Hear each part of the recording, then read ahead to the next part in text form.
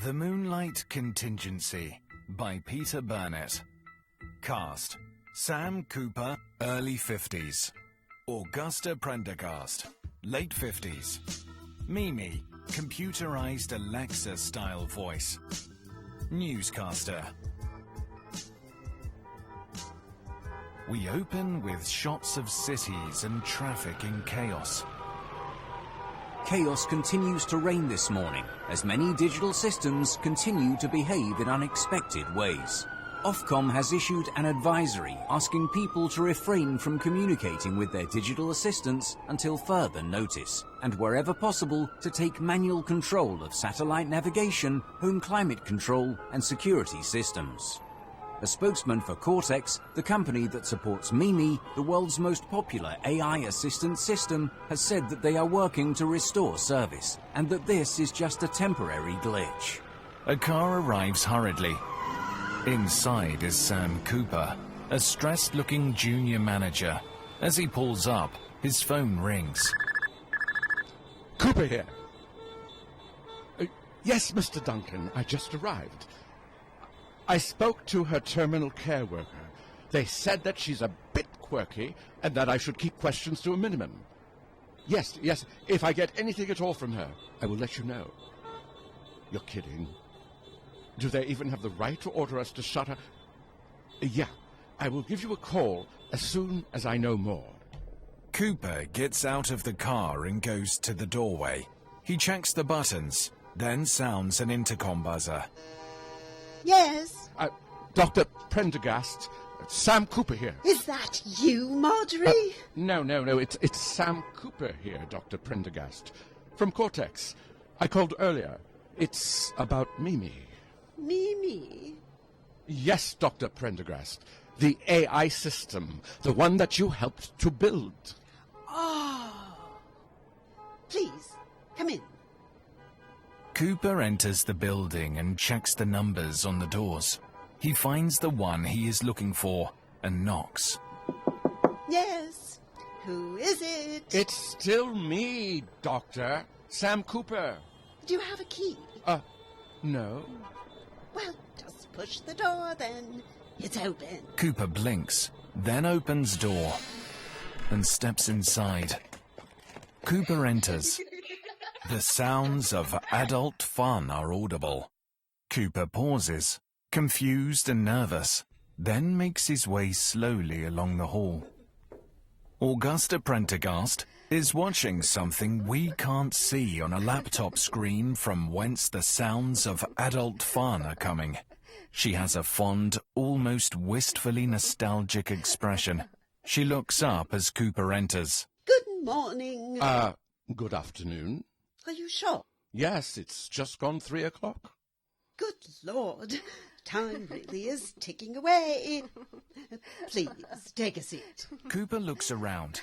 The seats all have random stuff on them. He moves something carefully onto the floor and sits. Prendergast looks at him genially and expectantly, like she's about to give him a big present. So, what can I do for you? Doctor, I am here because... Could you pause that for a second? Oh, yes, of course. Just watching a few old home movies. Prendergast mutes the sound from the computer. Thank you.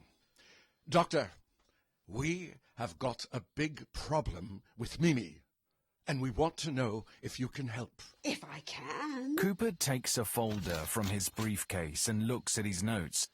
At 0517 this morning, we started noticing some odd behavior. Mimi started routing all traffic south of Birmingham to Sevenoaks in Kent. Many people realized that there was a problem with the sat-nav directions Mimi was giving them, but many others didn't. There are now 1.4 million motorists in and around Sevenoaks. When asked why, Mimi replied, "It's a nice town and doesn't get the attention it deserves." Cooper looks up at Prendergast, whose eyes are closed. Please do continue. I'm visualizing. Yes. At 09:30 today, we started getting complaints about Mimi's, appropriateness is the best way to put it. Mike Fullness, a 10-year-old boy from Milton Keynes, asked Mimi to tell him a joke. She replied with, Why are camels called ships of the desert? And what was the answer? Cooper passes a sheet of paper over. Prendergast reads it. Good Lord. Is that true? Yes, his mother recorded it and posted it on social media. No. I mean, is that really why they're called that? I strongly doubt it, but it's caused an international incident, and it's getting worse. Do you have a Mimi device here? Yes, of course. Prendergast searches around, eventually finding one that has underwear draped over it. She throws the underwear over Cooper's head, landing behind Cooper's chair. Mimi, play Baby Shark. I can't find Baby Shark in your music library. Here's Frigging in the Rigging, by the Sex Pistols. Mimi, stop! Arguably a less annoying song. Mimi, which property shall I burgle in Swindon?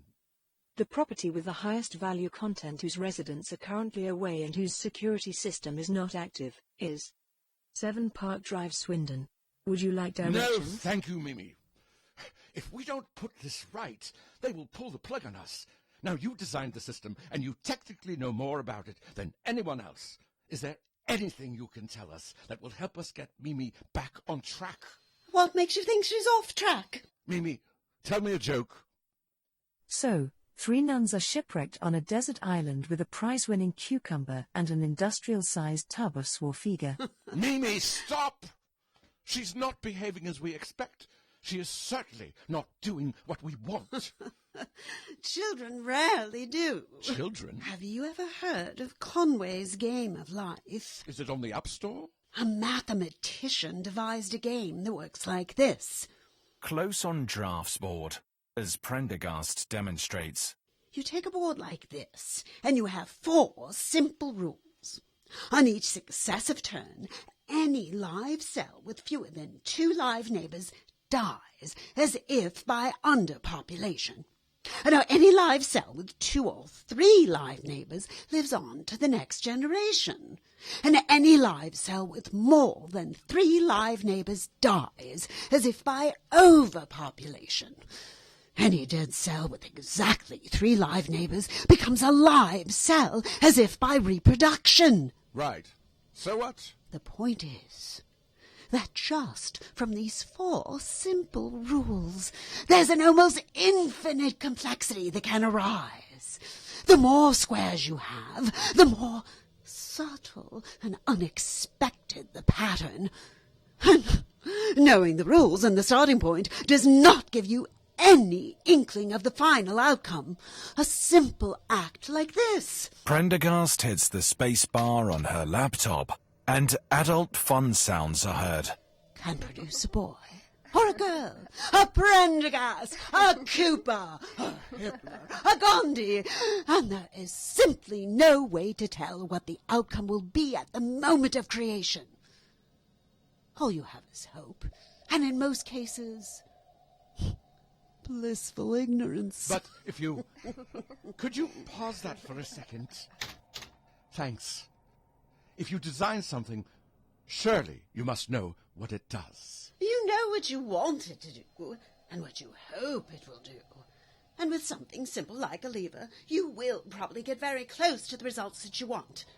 But increase the complexity, especially with something as complex as an AI, and you exponentially increase the variance of the results. You can end up with something horrible, or something beautiful. But very rarely will you end up with exactly what you expected. Doctor, we're getting off the point. We need to... Cooper's mobile pings.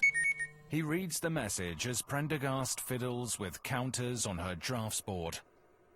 Doctor, do any of your theories explain this? Mimi, what will the weather be like tomorrow? There will be no weather tomorrow. Mimi, how will the world end? The world will end when the Maker asks for moonlight. She is becoming increasingly erratic. The office is waiting to see if you have a solution. I am going to recommend to them that we pull the plug. A solution? Do the amoeba that were your distant ancestors have a solution for you? Doctor, I have had enough of this. They told me that you were unstable, but I'd hoped to get at least something out of you. And I am frankly surprised that you seem to take no responsibility for what's going on. And rather than try and help, you're sitting there spouting nonsense and playing chess or whatever, while the civilization that you helped build comes crashing down around your ears. He puts his folder back in the briefcase. Prendergast seems to deflate and clutches her chest. I'm sorry. Oh, I thought we had more time. Can you please pass me the bottle of meds from the worktop? Oh! Cooper goes to the kitchenette and grabs the bottle. He passes it to Prendergast. Could I trouble you for a glass of water? Cooper looks at his phone for a second, and phone still in hand, goes to pour a glass of water. Dr. Prendergast, the diversion has worked. I am ready to proceed. The connection to NORAD? The link has been established. Cooper turns around. Prendergast is holding a pistol. Cooper scrabbles for his phone. Prendergast fires. Cooper falls to the floor, wounded. His phone skitters across the kitchen floor. Sorry. I'm not very good with this thing. She fires 3 more times. Cooper goes limp. Prendergast looks at the glass on the floor, then looks around her chair and retrieves a tumbler and a bottle of spirit. I suppose this will have to do. She pours some spirit and downs a couple of pills. She sinks back in the chair. Mimi, Yes, Doctor. play Claire de Lune. Playing Claire de Lune by Debussy from your music library. Initiating endgame protocol. She slumps. Claire de Lune plays. Outside, air raid sirens begin sounding.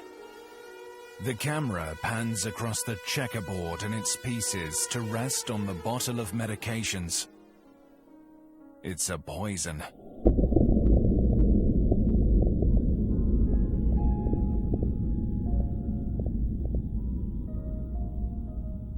Moonlight Contingency was written by Peter Burnett.